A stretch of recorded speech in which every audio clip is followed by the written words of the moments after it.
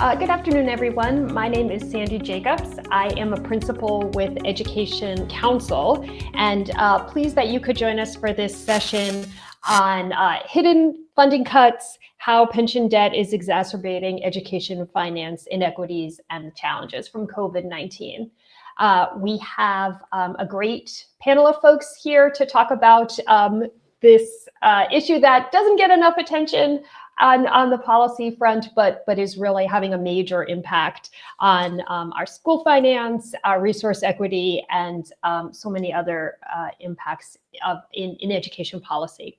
So you're going to hear today from Anthony Randazzo, who is the head of Equable, an organization that is all retirement issues all the time, from Carrie Hahnel from the Opportunity Institute, and also from Josue Tamarez, who is a teacher at the Cesar Chavez Learning Center in the Dallas School District, and he's taking a little break from his students this afternoon to join us.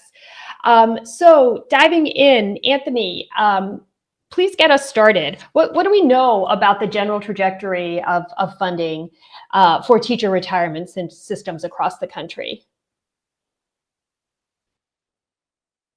Make sure I come off mute. Thanks, Sandi, and thank you, everybody, for joining us. So one of the things that we know for sure is that teacher retirement systems writ large are not particularly well funded right now. There is a nearly $700 billion shortfall in the funds that should be available for teacher retirement plans, and that's created a lot of pension debt costs. And those pension debt costs is really I think the impetus of a lot of what we're going to talk about today.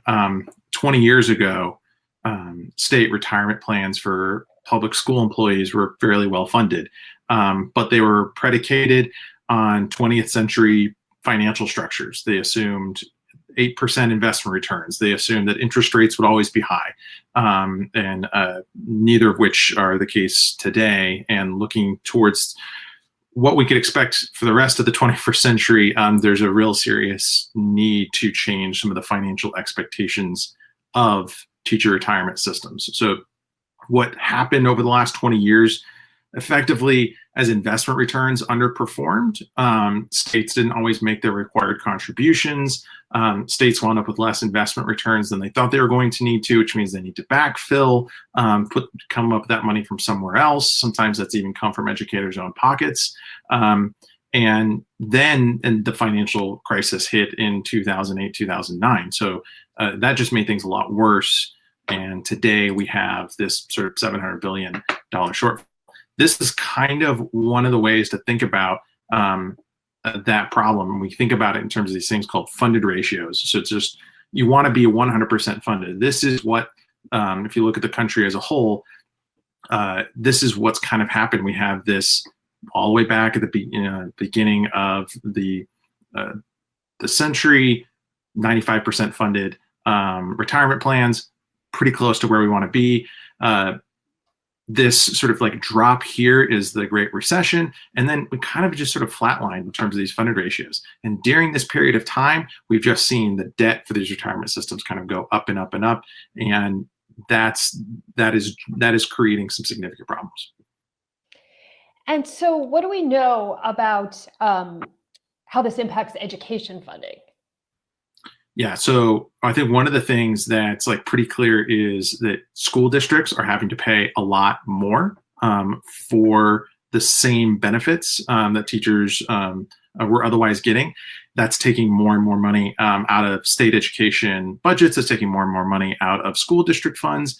And the thing that's going up is pension debt. So one of the things I want to sort of point out really clearly is that this is not a problem of over generous retirement systems. This is not a problem of like pensions necessarily.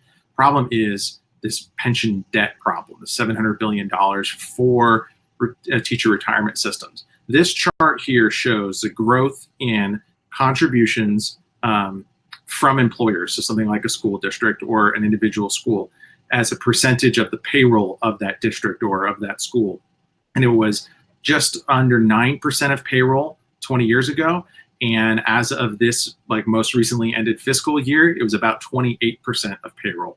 And the thing that's growing, this yellow area, this is the unfunded liability payments. This is payments to try and get that $700 billion in pension debt paid down. The actual cost of providing benefits on a normal basis has actually kind of gone down a little bit. So the real fundamental issue here is that the pension debt. And so how do I know, how does people listening know if this is a problem in their state? Yeah, so I think one of the ways is you can think about what your district actually itself has had to pay, or what the state is requiring schools to pay, or what the state is otherwise paying out. So you could look at what your state's own funded ratio is. Right? I'm just going to put up a map, and you could find where your state's on this map. Green is good and red is bad, depending on where your state is at. You may not have that much pension debt to deal with. If you're in New York State, or you're in Wisconsin, or you're in Tennessee, this may not be as big of a deal for you.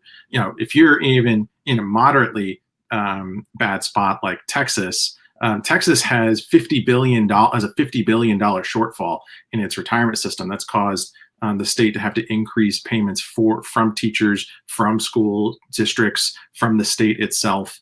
And in this COVID era, these costs were already going up. And so the biggest thing that I think that education finance specialists should really be focusing and caring about is you're already going to be dealing with fewer resources because of the COVID pandemic and the COVID recession.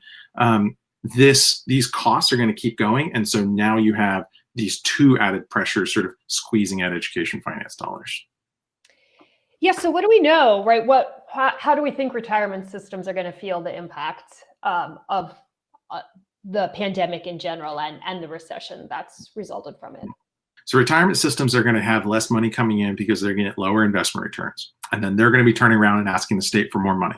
And the state is going to have to do a couple of things. It can either take it from the general fund, it can either ask school districts to pay more, or it can ask educators like Josue to pay more. And in some states, they're already talking about doing these kinds of things. And so what do we think, you already described this pressure that this debt is putting on systems sort of pre-COVID. Without too much crystal ball gazing, but what are the implications for education funding in general, for teacher salaries, for resource equity, for other things that take dollars? Yeah, so like at a meta level, one way to think about this is back in 2001, the share of state education dollars that was being spent on teacher pensions was about 7% of state education budgets. Right? Today, states, or as of 2018, the most recent data, it was about 14.5% of state education dollars were then being spent on teacher pension costs. So just as a share of budgets, the amount of money that states are having to spend is doubled. And you could look at that all the way down to the district level. And even at the district level, the amount of money that is being spent on teacher pensions, just as a share of the budget, has doubled. And so we could have solved for that by growing education funding faster, right, to try and keep up with it, but that hasn't happened. And so in any conversation around how we're using dollars in the education space in general, you have to factor in what's going on with growing pension debt costs. And just to underscore it, it's not because the benefits are getting more generous. Well, you just got really scratchy there, Sandi. I'm not. I'll repeat that. But it's not because the benefits are getting more generous. That's not what is driving that increase in cost. So I think Sandi, what you ask is it's not the benefit payments that's contributing to this, and no, it's not. So as a matter of fact, the value of benefits have declined over the last 2 decades. So what's not happening is we're getting more and more generous pension benefits, and we're getting more and more generous retirement plans. And that's driving up costs. That's not what's happening at all. After the Great Recession, lots of states cut the value of benefits going to educators, but new educators joining their plans. So the principal cause of this is that states have just this massive shortfall. They're trying to backfill it, and they've taken a really slow process of doing it. They've tried to kick the can down the road a while, and that just kind of like not paying off your credit card fast enough, the interest on it has really kind of grown out of control. And so taking seriously this $700 billion shortfall, which is going to grow to 750 and then 800 for teacher pension plans over the next couple of years, is really important. And I hope you can hear me okay.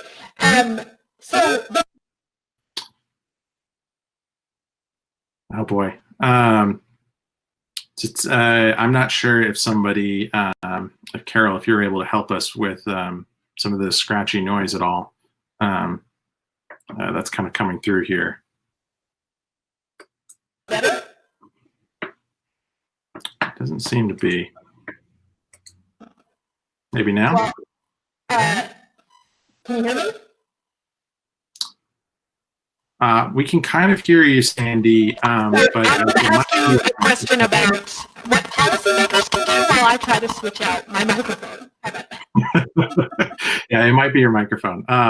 So I think what you're asking is like what policymakers can do right now, and what the biggest thing that policymakers can do to try and treat this seriously is to think about what is it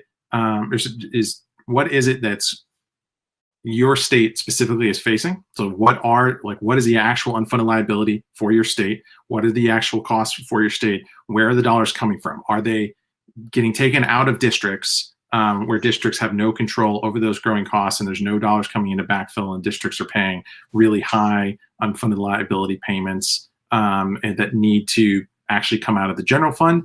Another thing that policymakers can do, and not just look at like where the dollars are coming from, but also think about how it's actually influencing educators themselves. So what is the effect of growing costs on educators? What is the cost on classrooms? And trying to get a real handle on that.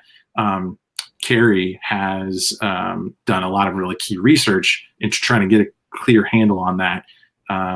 Maybe we can just hand it off to Carrie. You can hear me? Can you hear me? Now we can hear you, Sandy. Okay. Yeah. Switched out microphones mid-session. Whew, technology fail. But so thank you for handling that, Carrie. So yeah, as someone who has looked at this and the impact on schools and districts, right? What do we know about this impact? What do these costs and these rising contribution rates mean for education budgets and for districts? Right. Well, great question, and thanks for having me here today. It's always a pleasure to talk about how pensions fit into this larger question of how we distribute resources equitably. I think it's a question we don't ask often enough. So I'm with the Opportunity Institute. I'm also an independent researcher, and I've worked with organizations like Pivot Learning and the Education Trust West and others over the years to look at school funding in California specifically. And as we were working to implement California's new weighted student formula called the Local Control Funding Formula, one of the things we kept hearing from community members and practitioners is that even as revenues were increasing for schools, and even as we are increasing the weights for low-income students and English learners, fewer dollars were making their way to the classroom. And the question kept coming up, why? How could it be the case that we've reformed our funding system, we've invested in our schools, yet we still feel like we're scrambling to provide enough counselors and social workers, small enough class sizes to really make a difference? And that led us to the question of pensions. As we dug into this, we found that all the things that Anthony described are playing out in California. The per pupil spending on pensions in California has increased threefold over the last 7 years, from roughly $500 per pupil to about $1,600 per pupil.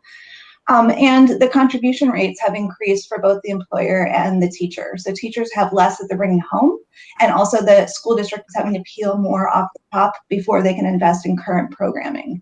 In California, very much mirrors the national numbers. The district contribution rates have increased from about 8% to about 17% over the last 6 years. And the teacher contribution rates have increased as well. And on top of that, the state also contributes another 10%. So in total, roughly a third of every teacher's salary is going into pension. So it's a huge part of the education budget. What this means for the district is that something else has to give. And as those pension and other health benefit costs that are also part of this conversation go up, the thing that goes down is spending on teachers and other certificated staff. So if you look at the chart that I put up here, we found that between 2011 and 2020 in California, the share of the budget going into certificated salaries dropped from 47% to 43%. That might not seem like a huge change, but what it does is it means that class sizes are slowly shifting back up. And we're also seeing fewer certificated staff in our buildings, or fewer adults to go around. When there's less money to spend on them, we have fewer counselors, we have fewer social workers, we have fewer ELD specialists. We're starting to ask teachers to take on things that otherwise we might have had specialist positions to support. And what that means is that there are fewer supports for the very students who most benefit from those kinds of services. So this is very much an equity issue. When there are fewer dollars, we know that the kids who most suffer from that are the kids who we need to invest more in. So this is very much playing out in California. The other thing, if I jump to this next slide, that we saw is that school board members, when we surveyed them, told us that they're making cuts in order to accommodate this increased encroachment on the budget. The squeeze on the budget, we called the report the big squeeze, because we found that these increased pension costs were squeezing everything else. And the top thing that we heard is being squeezed is maintenance for facilities. More than half of the school board members we interviewed surveyed said that they've already made cuts to maintenance or deferred maintenance, and they plan to do that in the next 5 years. That's a huge issue during COVID as we think about the ways in which we're using facilities. Do the windows open? Do we have adequate HVAC systems? Do we have facilities that can accommodate the students in the way they need to be accommodated during this time? So that's another pressing quality issue.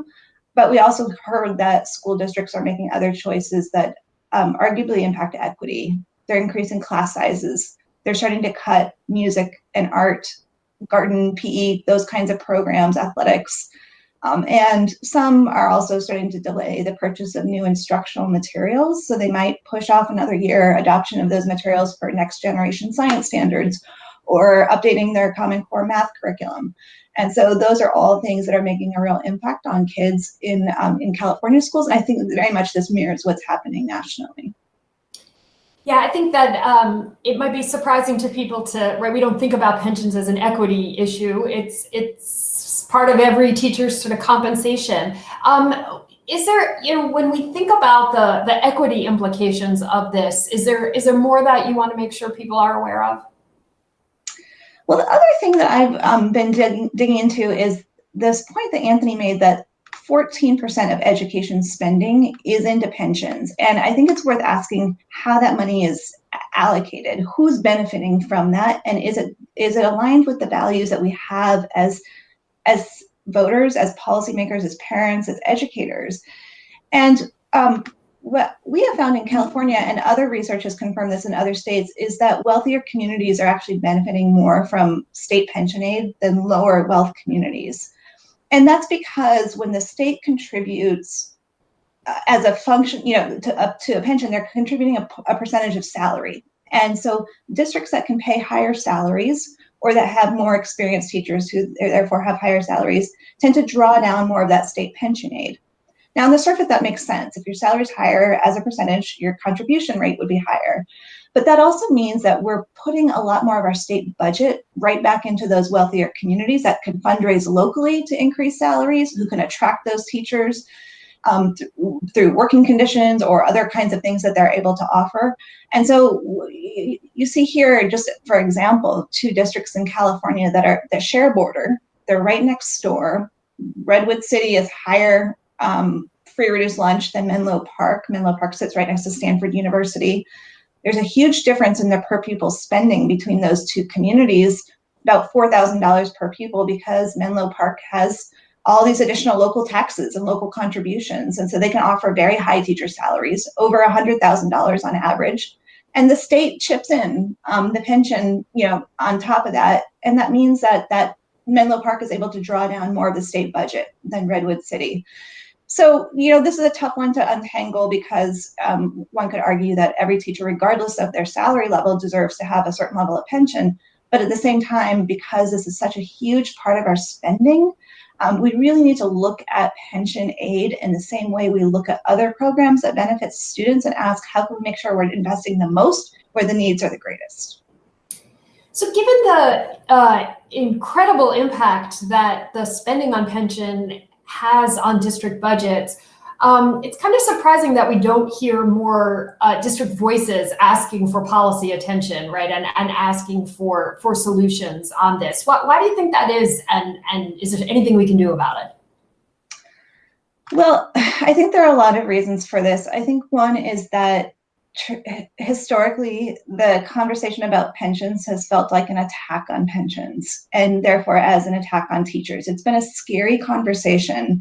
And it's, I think it's time to think about how we can revisit that and open it up in a way that's solutions-oriented and positive, and that is grounded in the perspectives and the needs of educators.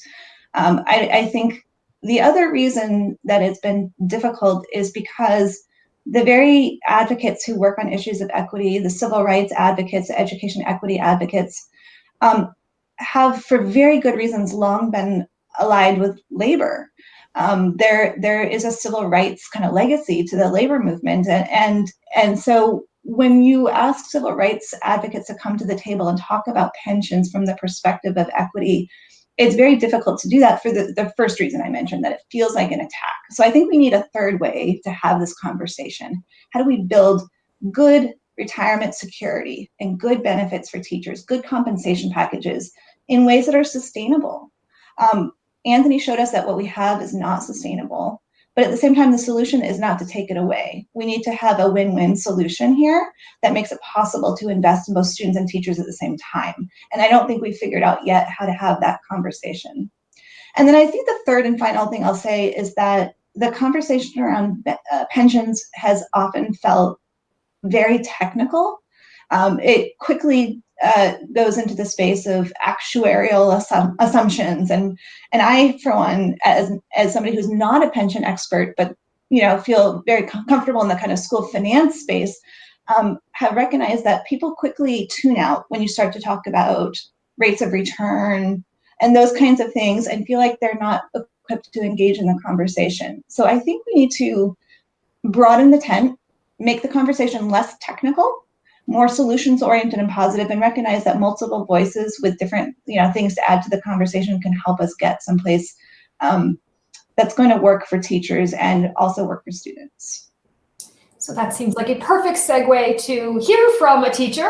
Josue, when as Carrie said, I think the perception is teachers think everything's working and nothing should change across the country. Yet we also know that only about 20% of teachers are actually going to make it to the end and get the full benefit from their pension system. Do you think that this is something that teachers know and understand? Thank you for having me, Sandy, and thank you to the audience for being here with us. Actually, no. I think that as a teacher, as a classroom teacher, when you start teaching, you are focused on so many things that the last thing you're thinking about is a pension that's coming 30 years from now, right? We look at a pension, we're thinking about, oh, that's retirement. That's not coming anytime soon. But we don't think about how it affects our daily lives, how it affects, like Carrie was explaining and Anthony was explaining, how it fits our day-to-day in the classroom. So I think that that's a major issue. That's one of the reasons why many teachers don't think about pension as a big problem, because we're thinking about something that it's not coming here until 30 years from now, and by the time we open our eyes, it's too late. So no, not many teachers are engaged in this conversation as much as we should be. Yeah. Now, you are one of the teachers who is engaged in this conversation, right? So what has drawn you to the topic, and how can we get more teachers to want to bring their voice to this conversation? Well, I'm a public servant, right? So when I think about this, I'm not just thinking about teachers. I'm thinking about every public servant, the person working for the mailman or the mailwoman bringing the mail when it's 100 degrees outside or -5 degrees, right? The police officer who's risking his life, the firefighter, the teacher who's in the classroom. So I'm thinking about all these people, and we make a promise to them that, hey, if you give us 30 years of your life, 35 years of your life, 40 years of your life, we are going to reward you with a great pension at the end. And then we see in the news that because of this growing issue, we have to probably, we won't be able to honor that promise. So that's a big issue. And I look at that and I was like, this is a promise that we must keep to the people that gave us 30 years of their service. And now we're telling them that, no, there's no cost of living adjustments because we have to deal with this growing issue. So that's one of the reasons why I decided to get involved in this and see how this impacts teachers in my classroom. And the second thing is that I'm that teacher that's always in, talking to my colleagues when we're having lunch and talking to them about, hey, why don't you open a 457B? They don't know that we have 457 plan available as a teacher, or 403B, or why don't you open a Roth already on those things? I'm that teacher. So I wanted to also learn about pensions because that gives me an opportunity to talk to them how this affects the day-to-day, because we don't look, like I said before, we don't look at pension as a growing problem, but it's something that affects your salary one way or another, like Carrie explained. And I want to be educated enough so I can also talk to my colleagues and educate them on this issue. So that's one of the reasons why I decided to, learn more about pensions and how that affects our classrooms. And what do you think about what can we do to get other teachers to have that same interest and engagement? Honestly, I think that school districts need to step up.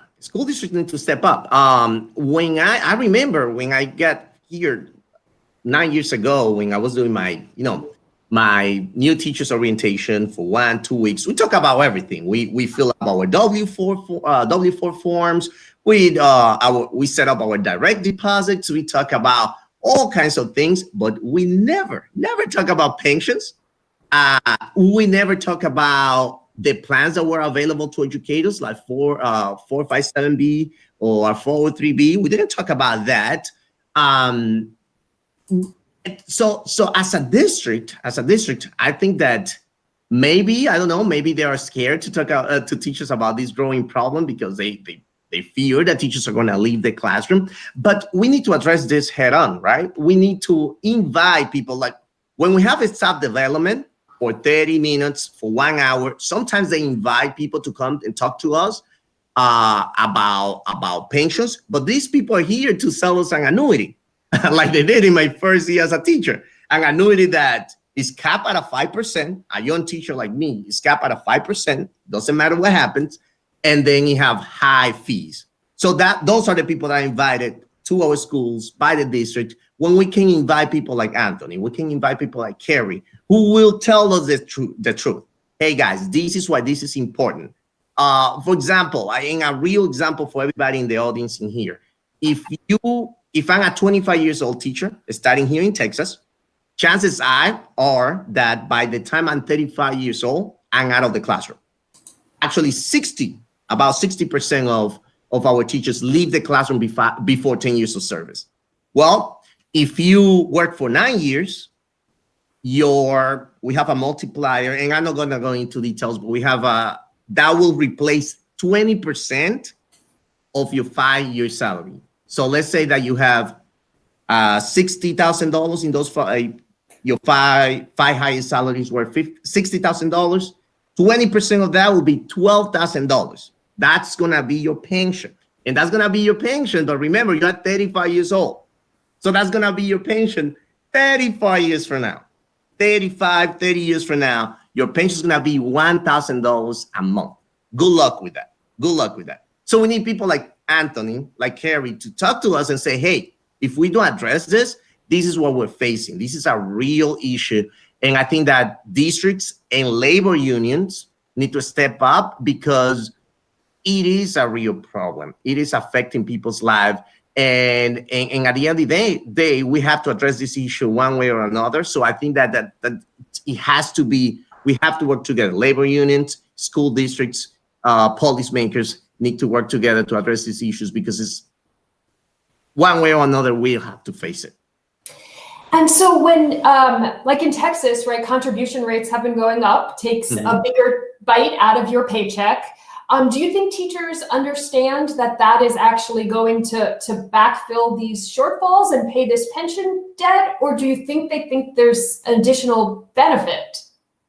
No, and that's one of the reasons why it's so important to bring people to educate us as teachers on the importance of this, because a pension gives many teachers, I think that pension gives many teachers a false sense of security. You assume, and the public, the audience, and many people in the public assume that, oh, teachers, they have long vacations, they have a great pensions, they are set for life. So we assume that gives everybody a false sense of security. Like I said, if you leave the district, if you work for 9 years thinking that, oh, I'm set for life, you go and work in another company, 30 years from now, you come claiming your pension. Guess what? Your pension is going to be $1,000 a month 30 years from now, like I said before. So that's the issue. And we also don't see how this affects us in terms of, like I mentioned before, in terms of salary. Texas have been raising the contribution rate because we have this growing gap of unfunded liabilities. So at the end of the day, that comes from your paycheck. That's your paycheck that's getting smaller. You're taking less money home. And I don't think many teachers look at that way, because they see pensions as an isolated issue. As Carrie says, this is an education issue. It's not isolated. This is not about teachers. This is affecting our communities. This is affecting our classrooms on a daily basis. So that's one of the reasons why I think that we need more education. We need more people in the classroom, and we need labor unions, we need school districts to talk about this issue in a candid, straightforward way. Yeah, and if you were, I was just going to say, I think that this particular issue, right, growing teacher contributions as a way to pay down debt, it also overlaps with the equity concerns that Carrie was talking about, because if contribution rates are growing as a percentage of salary, right? In Arizona, teachers today are paying 12% of their paychecks into the teacher pension plan. Back in 2002, they were paying 2%, right? They've had a 10% pay cut in the last 15 to 16 years in Arizona. That 10% of a higher paid teacher is a much less of an actual effect on their bottom line than some of the lower paid educators. So there's an equity aspect of this in the classroom and with district resources. And then there's also one in terms of like how it's affecting educators themselves. So Josue, just one last question to you. If you, had a minute with a state legislator, a minute with a policymaker, what would you want them to know from a teacher's perspective? Well, I would like them to know, like I mentioned, and like Carrie and Anthony mentioned, this is not an isolated issue. And I want the public also to understand this. This is an education issue. And I don't want to sound like an alarmist, but Carrie already said it. This is an equity issue, social justice issue. This is a community issue. And think about this. If you're in the audience and I'm trying to recruit you to become a teacher, at some point, our policymakers will have to deal with this issue, because these problems deepening, our unfunded liability are growing. So what's going to happen? I'm recruiting you, and I want you to become a teacher, but I'm telling you, hey, because of this growing pensions issue, we're going to have to freeze your salary for the next 5 years, because we're going to have to deal with this. You're also going to have to contribute more of your paycheck, because we have to close this gap. So now you're taking less money home. And oh, by the way, Dallas ISD, for example, they subsidize, they give you a $300 a month to pay for your health insurance. That's above what Texas requires, right? So they might say, oh, by the way, instead of giving you a $300 to pay for your health insurance, we're going to give you only $100, because we have to now contribute more to the state because of these growing pensions issue. So now you're taking also $200 less home. How many of you are going to sign up for that? So your salary is frozen. You have less health benefits because we have to make some cuts here. We cannot subsidize you anymore. and we're also going to require you to contribute more. So you're taking, in essence, you're taking a pay cut. Not many teachers are going to sign up for that. Who's going to be hurt the most by this? The students are served, because these students need effective teachers in front of them. So like Carrie mentioned, what's going to happen? You won't be able to retain great teachers because I'm taking a pay cut. My salary is going to be frozen. I'm leaving. You won't be able to have many people joining the profession because I'm not going to go into there when I know my salary is going to be frozen for so many years, or I'm going to have to contribute more to pensions without the benefit. The benefit doesn't go up. If your contributions go up, your benefit doesn't go up, your pension benefit, because it's a set formula, it's a fixed formula. So nobody's going to sign up for that. My students, the students that we serve, are the ones that suffer. You have less teachers in the classroom, so like Carrie mentioned, the teacher to student, the student to teacher ratio goes up. So my students are the ones that need an effective teacher in front of them. We are working with low-income community where we need to close an achievement gap that's deepening, and these are the students that need the effective teacher the most, and those are the students that are being hurt by these pension deficits that we don't talk about, because again, we look at this as an isolated issue when it's actually an equity issue, it's a social justice issue, it's a classroom issue. So that's what I'll say to a policymaker. This is not a teacher's issue, this is an education issue. So that seems like a perfect point to sort of pause here and open it up, see if there are any questions from participants. We're a pretty small group. I don't know if it's possible to turn on mics or cameras and let people ask their questions if they have any directly. If that is possible, great. If not, if anyone who's joined us has a question, you can put it in the question and answer box, and we'd be happy to answer any questions that you all have.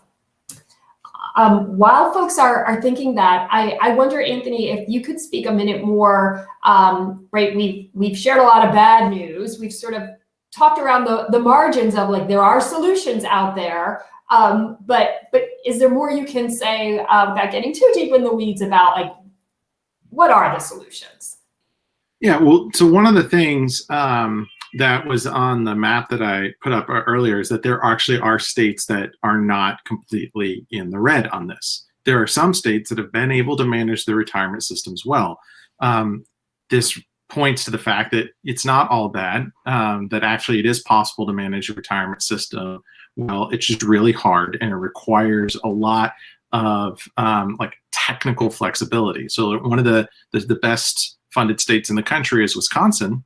And part of the reason they're really well funded is that they have offered a benefit that adjusts in retirement when there's good investment years, and it comes down when there's bad investment years. And there's a floor, right? So you never go below like a minimum benefit. So you as a retiree, you always know kind of like where, at a minimum, where you might be at. But one of the solutions is adopting retirement plans that have more flexibility in the way that the benefits work. South Dakota does this as well they adjust pension benefits based off of actual inflation every year, but they can also bring the value of those benefits down if they need to. They can reduce that rate, again, with a floor. So this idea of some sense of flexibility with the way that benefits are designed to adapt to real world economic situations is pretty key. Unfortunately, that's just thinking towards the future, right? So in terms of how, like, where the solutions are at fixing the sort of sins of the past, a lot of that is just going to require some very dedicated legislators and governors being willing to look hard at the amount of money that they owe and to treat it like debt, that has to get paid down, that's growing at a particular rate of interest, that's not going to go away. And there's the majority of states are not in the kind of position that, say, Illinois and California are at, where you're talking about tens and tens of billions of dollars. But that doesn't mean that states should wait until it gets to be that bad, because at a certain point, you're the case like Illinois, there really are no good solutions, right? Someone's going to lose. If you're Texas, where Josue is from, there's a way to solve their $50 billion pension debt hole by ramping up contributions over time, which the legislature has decided that they're going to do. Dealing with the sins of the past is that's the less fun one to deal with, but there are states that have been able to figure it out. So Carrie talked about the need for win-win solution, right? That we need to bring everybody together. So it sounds like there's a point at which that's going to be really hard, where you're in such a crisis situation where and maybe it's not even win-lose, it's lose-lose, right? Like everybody's going to lose something. But it seems like before you get to that point, there are solutions like that can both provide teachers with retirement security and be fiscally responsible. I think we've tended to think we have to sacrifice one for the other, but what I hear you saying is that's not really the case. No, it's definitely not the case in the vast majority. Oftentimes, pension conversations wind up talking about Kentucky and Connecticut and Illinois, which are in this really deep hole. But the vast majority of the country has an opportunity to meaningfully address ensuring that all participants in a retirement system have access to a path to real retirement security, while also solving the financial challenges. And you do not have to ever sacrifice teachers' retirement security to fix the financial side. The trick is having the political will to go ahead and tackle this problem before it gets too bad. And this is, I think what Carrie's talking about is exactly spot on.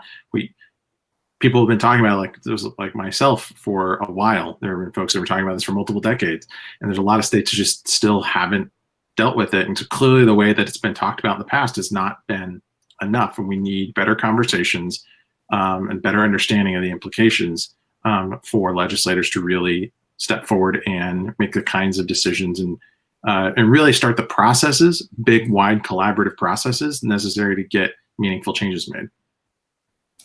So to folks listening, if you use the raise hand button that you see, then they can turn your mic and camera on if you want to ask a question and we can see and hear you. Or again, you can just put questions in the Q&A box in the chat. Carrie, you talked about how in fact, teacher salaries, the percentage of district budgets going to teacher salaries is shrinking, right, as pensions takes a bigger bite. When you look at teacher compensation, though, right, it's usually lumped together, and you wouldn't know that. Is there a way that we can bring more transparency to these pension costs and their impact on districts? What would you recommend in that regard? Yeah, I think that's a terrific question, and Josue actually teed this up really well. There's a lot that can be done to increase transparency so that people are better educated and informed about what's happening, which is always the first step to getting people engaged.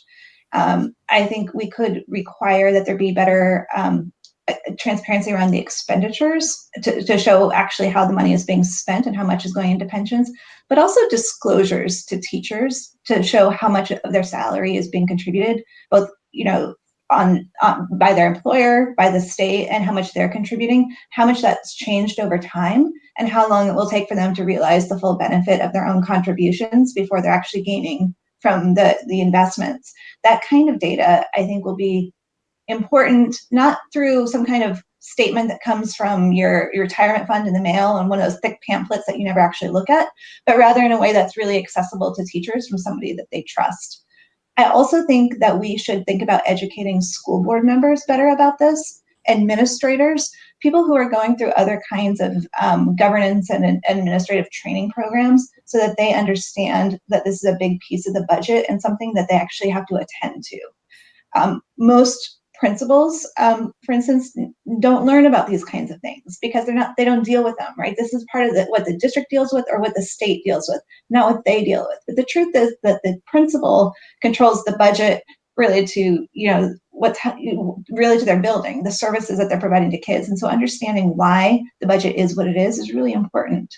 So anyway, I think there's a lot we can do just to educate all of our stakeholders better, so that when we're ready to have those conversations about who makes the contribution, or what is the rate of return? Like, we can have people engage in those conversations a little bit more confidently. And who are the actors that you see, right? Who needs to act to create that kind of transparency? Where does the responsibility lie, do you think? Well, the state legislators can certainly require a certain level of transparency around some things like fiscal reporting. A lot of this could be led by groups representing, associations representing administrators, teachers, school board members. That can, there's a lot that can be done without any kind of policy change. It's just kind of a matter of will to actually do it. Anthony, any examples of places where this increased transparency or increased education is happening, or is it still pretty bleak out there and we really have a heavy lift ahead of us? Well, so one example of that kind of working is in Colorado. About 5-6 years ago, the state legislature passed a law that required the retirement system to put out a report on the status of the state's retirement system, the teacher system's part of it, in plain English, right? Like literally like a stoplight, green, yellow, red. Like where are we at? Like don't even give us numbers, give us colors. We all know our colors. And for a couple of years, the report came out that they were in the green, and there were experts that argued that the way that they were doing the math, maybe they shouldn't have been green, maybe they should have been yellow. But it actually created like a platform to debate that, right? Because the state had to put out the sort of like common the plain English report. And eventually the state retirement system admitted that actually they were in the yellow zone and they were headed towards the red zone, based off of the way that investments were performing and the contributions that were flowing into the system weren't good enough. And that was enough to trigger a wide stakeholder involved process. I mean, it took a year of labor unions were at the table, employer units were at the table.